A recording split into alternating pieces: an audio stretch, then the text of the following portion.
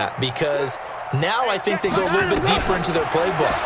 They like what they did in the first half. That worked okay. But in order to get the separation that you just talked about, change things up a little bit. Change your tendencies. Try and hit them a little bit more with some things they didn't see in the first half. We'll see if they do just that.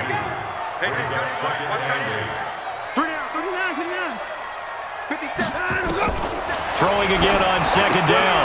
Watson. He finds Hopkins complete. And they get him down, but not before he takes it across the 40-yard line. A fresh set of downs on a gain of 13 there for the Texans.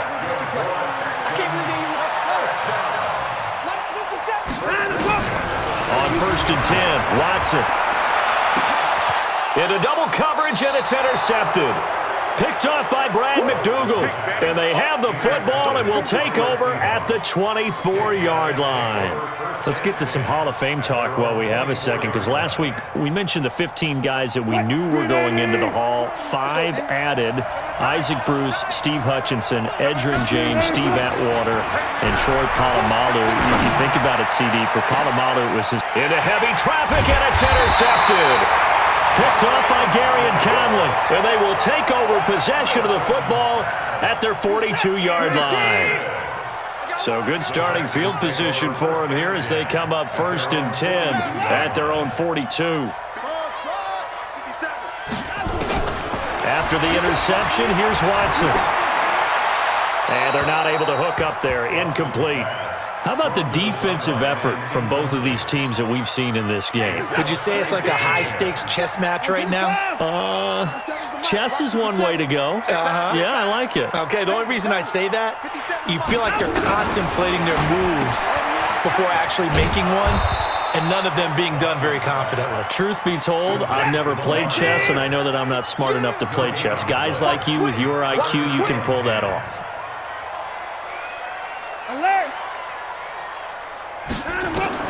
To throw is Watson on 3rd down. And to the 46 he goes and no further. So he is well short of the 1st down marker. They get only 4 that time as that leads us to a 4th down.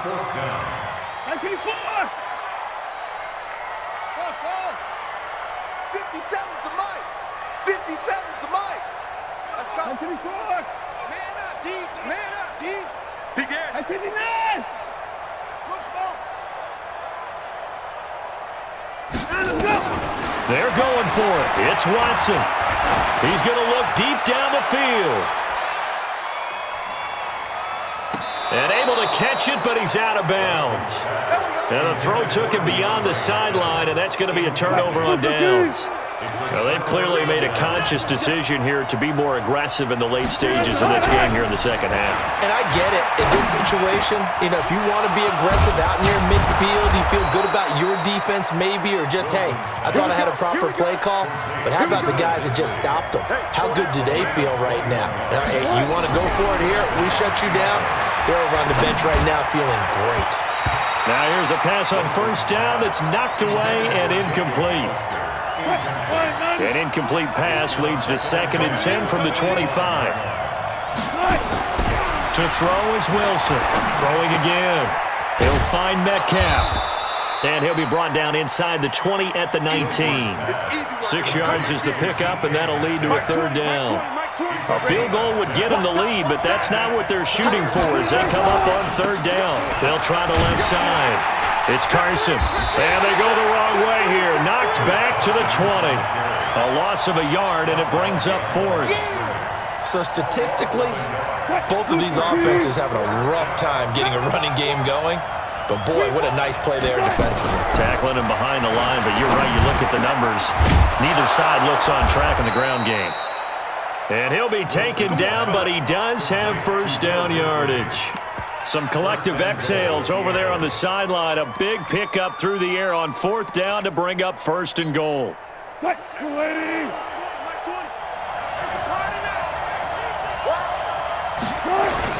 They'll try to run with Carson. And he's across the chalk into the end zone. Touchdown, Seahawks. Chris Carson taking it in. And the Seahawks are going to retake the lead. Extra point up and through by Myers. And the decision to just kick the extra point winds up successful. And after the touchdown, here's Myers to boot it away.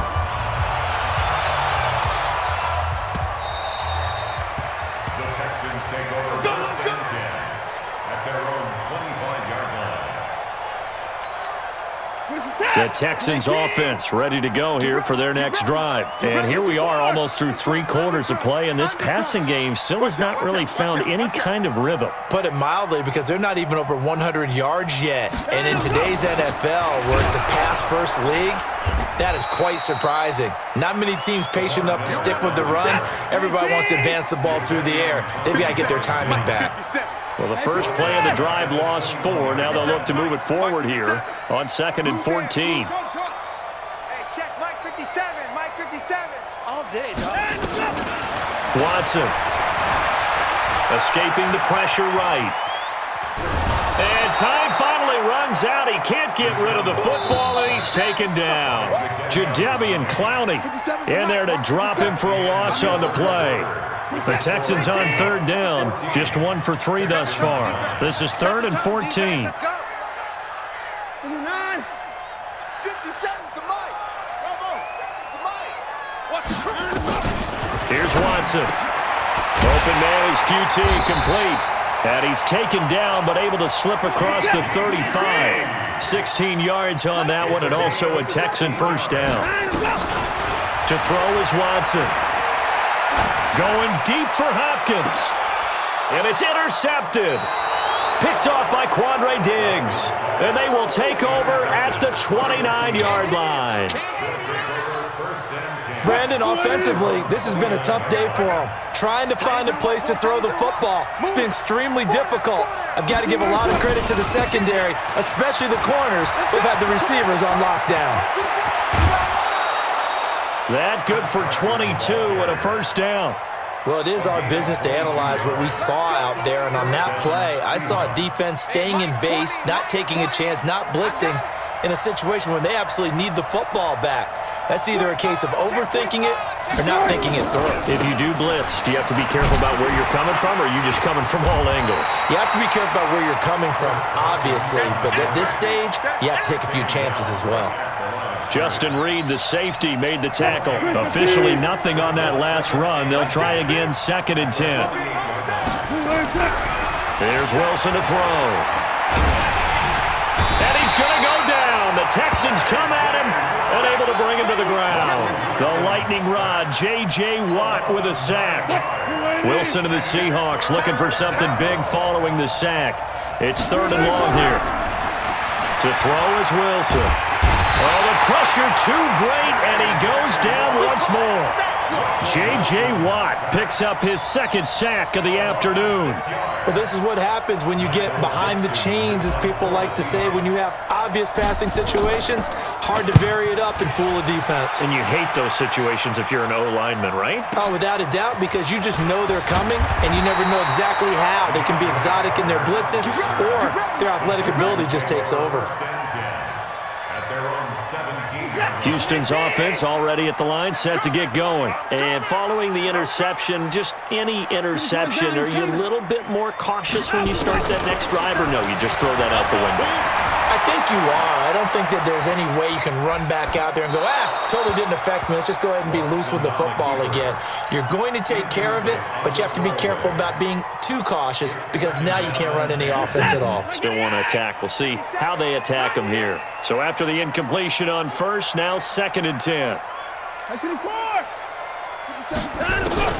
Throwing again is Watson.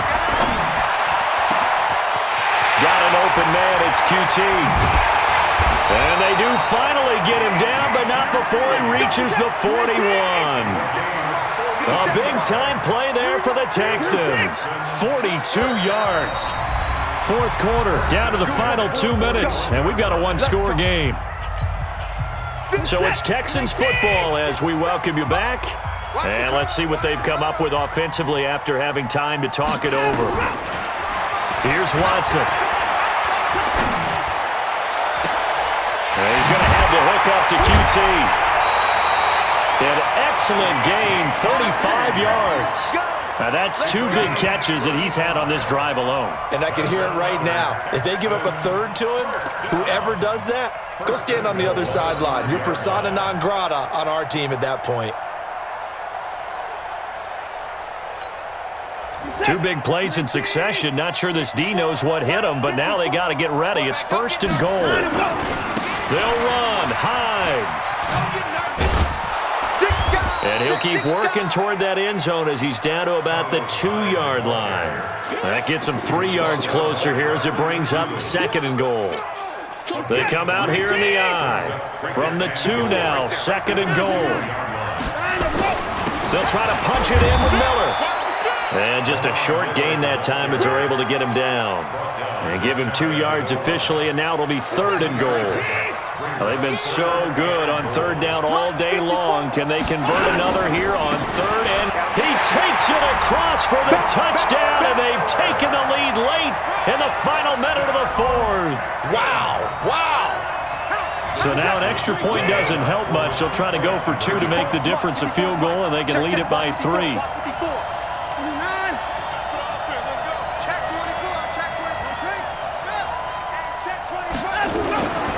They'll try and run it in with Miller. And he will not get there. He comes up short. And they're unable to push this lead to a field goal as it'll remain a 1-point game. So after the touchdown, here's Fairbairn now to kick it away.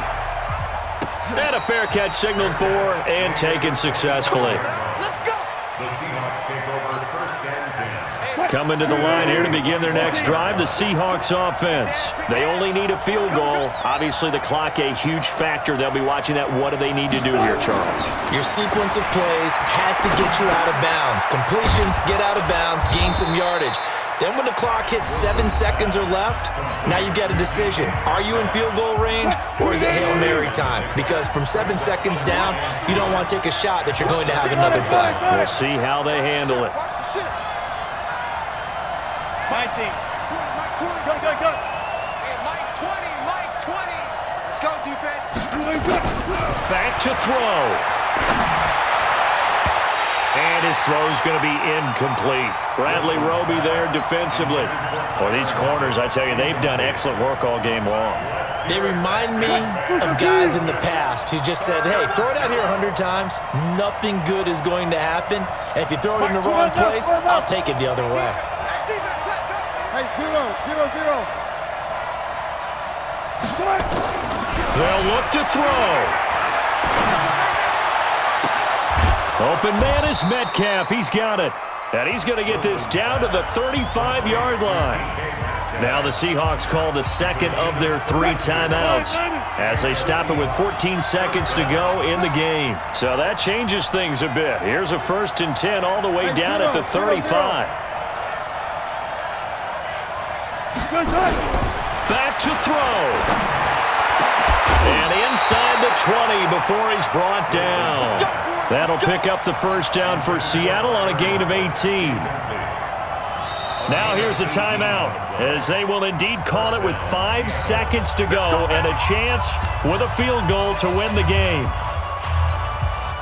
So now this one will rest on the right foot of Jason Myers.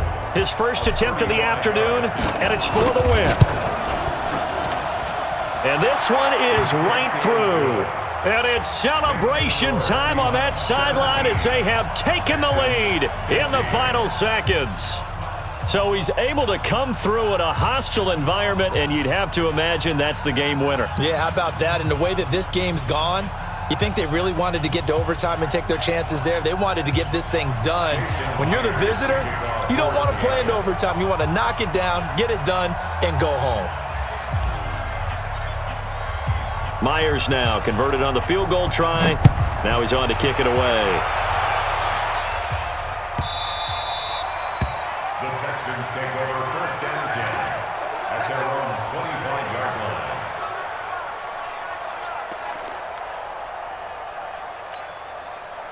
The Texans offense ready to go here for their next drive. Look at the clock. Everyone knows the situation. Probably time here for one final play. And we know what that play is going to be. It's got to be some sort of Hail Mary, throwing it towards the end zone and hoping someone can catch it or catch it off of a tip. Think back to